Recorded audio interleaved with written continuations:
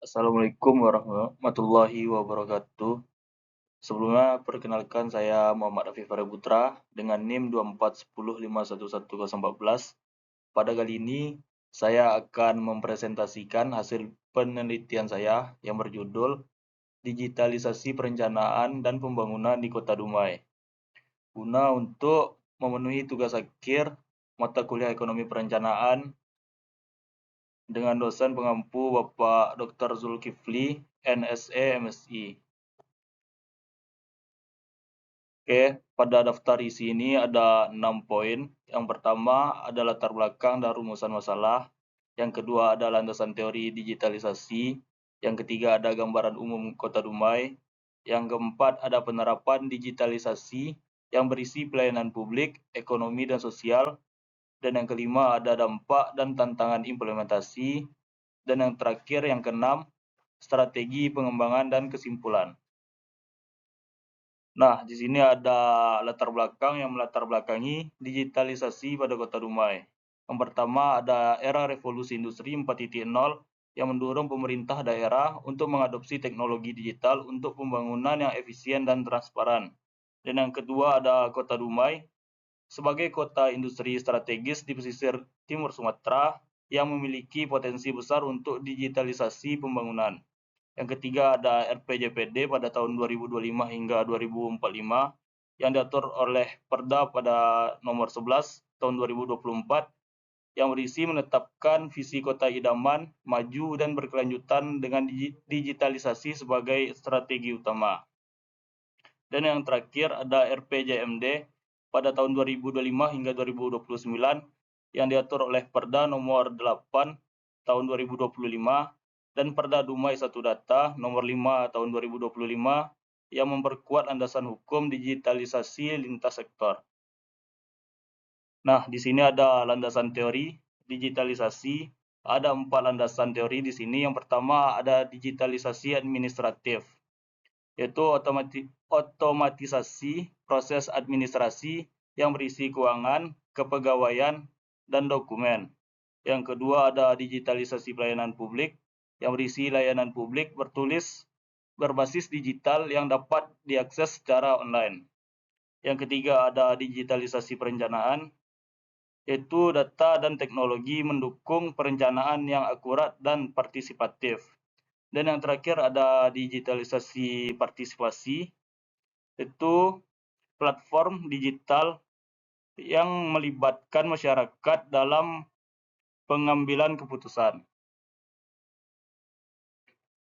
Nah, selanjutnya ada gambaran umum Kota Dumai yang berisi luas wilayah daratan kurang lebih sebesar 204.674 hektar yang berisi ke-7 kecamatan yang berisi kurang lebih 340.000 jiwa penduduk terhitung hingga tahun 2023. Ada indikator makroekonomi pada tahun 2025.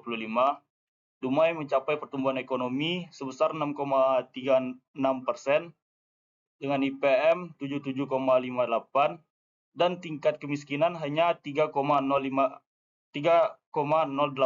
saja, dengan PDRB per kapita sebesar 125 juta dan indeks Gini sebesar 0,328 juta.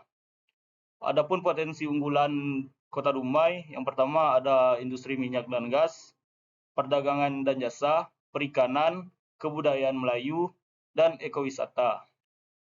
Nah, selanjutnya ada gambaran umum Dumai Smart City yang berisi 6 dimensi.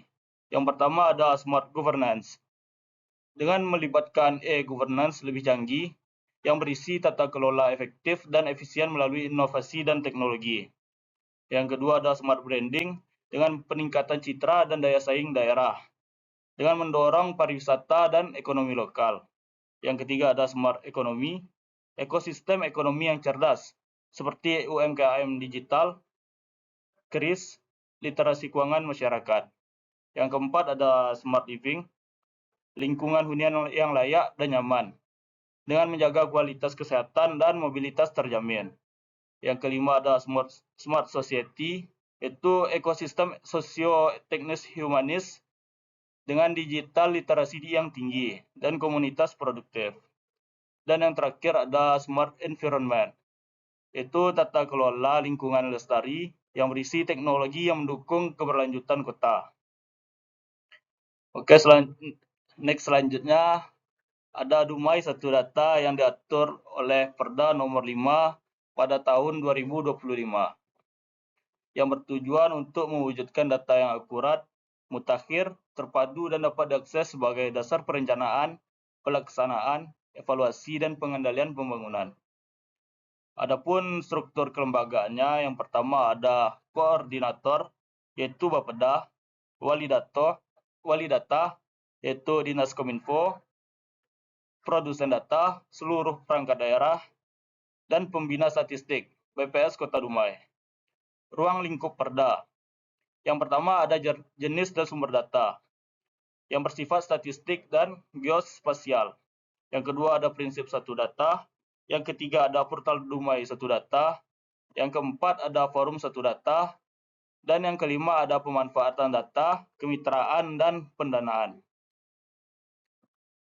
Nah, di sini ada aplikasi digital unggulan pada Kota Dumai.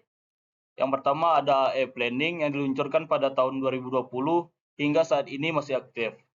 Platform e-planning ini memiliki perencanaan RKPD digital untuk forum musrenbang guna untuk sinkronisasi program antar perangkat daerah. Dan yang kedua ada Silao yang diluncurkan pada tahun 2022 yang berguna untuk layanan administrasi kependudukan online seperti KK, KTP, dan Akte tanpa antri dan dapat diakses via smartphone. Dan yang ketiga ada Digiloka yang diluncurkan pada tahun 2023 yang berisi platform promosi dan jual beli UMKM dengan kris, rantai pasok terintegrasi, dan 6 platform terintegrasi. Dan yang terakhir adalah Masaro yang diluncurkan pada tahun 2022.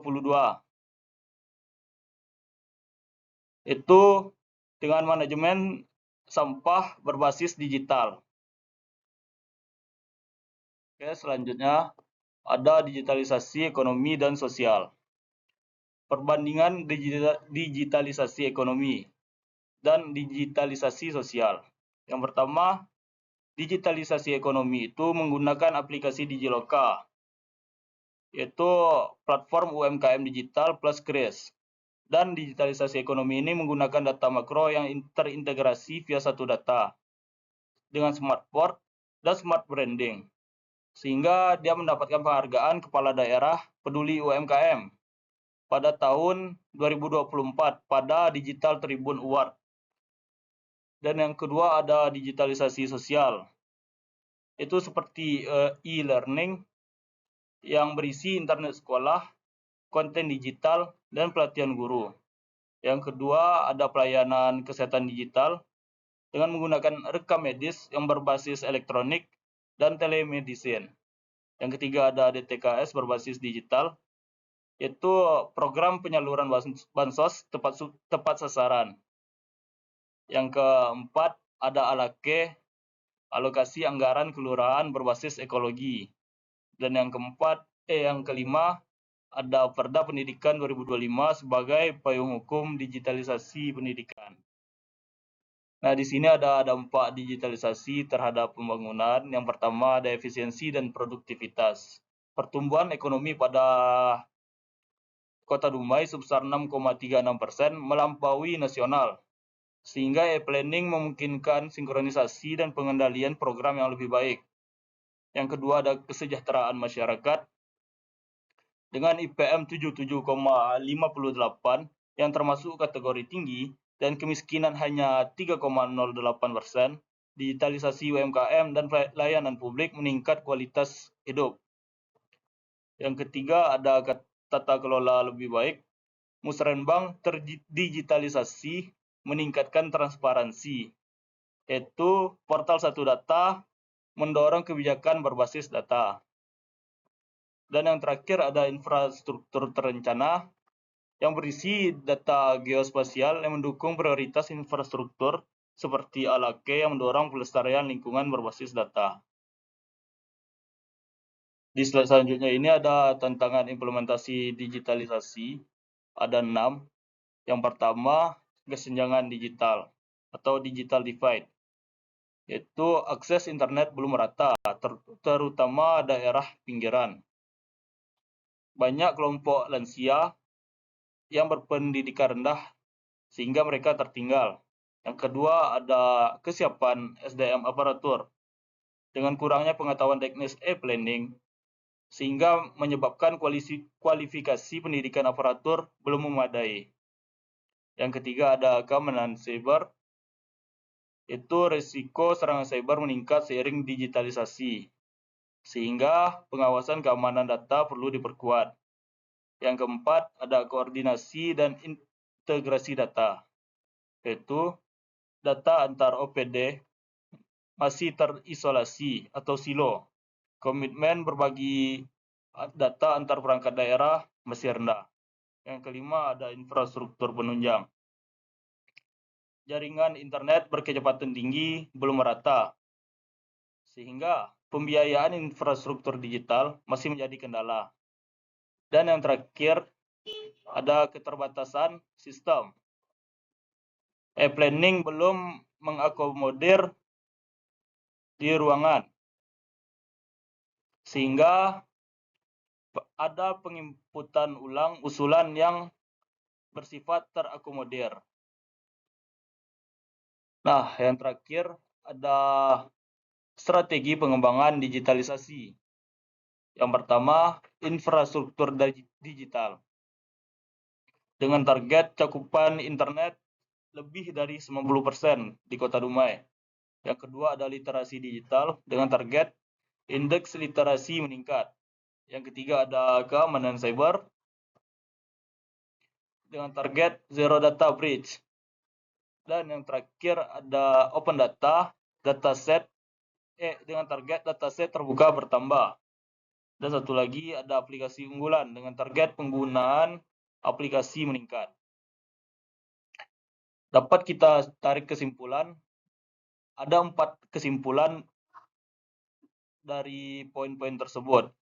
Dalam segi integrasi dalam perencanaan, digitalisasi terintegrasi dalam RPJPD pada tahun 2025 hingga 2045 dan RPJMD 2025 hingga 2029 yang diperkuat Perda Dumai Satu Data dan Regulasi Smart City. Yang kedua, ada penerapan multisektoral, yaitu pelayanan publik berbasis e-planning dan silao, ekonomi berbasis Digiloka dan KRIS, dan sosial seperti e-learning dan DTKS yang terdigitalisasi. Yang ketiga, ada dampak positif terukur. Pertumbuhan ekonomi Dumai sebesar 6,36% dan IPM 77,58% dan kemiskinan yang rendah sebesar 3,08%, sehingga tata kelola lebih transparan dan terencana. Yang keempat, ada tantangan dan strategi. Digital divide, SDM, dan keamanan cyber ini sangat perlu untuk diatasi. Oke, slide selanjutnya. Digitalisasi itu bukanlah tujuan akhir, melainkan instrumen untuk mewujudkan pembangunan yang inklusif, efisien, dan berkelanjutan di Kota Dumai. Mungkin cukup sekian yang dapat saya sampaikan pada presentasi kali ini. Mohon maaf bila ada kekurangan dan kesalahan. Wabillahi taufiq wal hidayah. Assalamualaikum warahmatullahi wabarakatuh.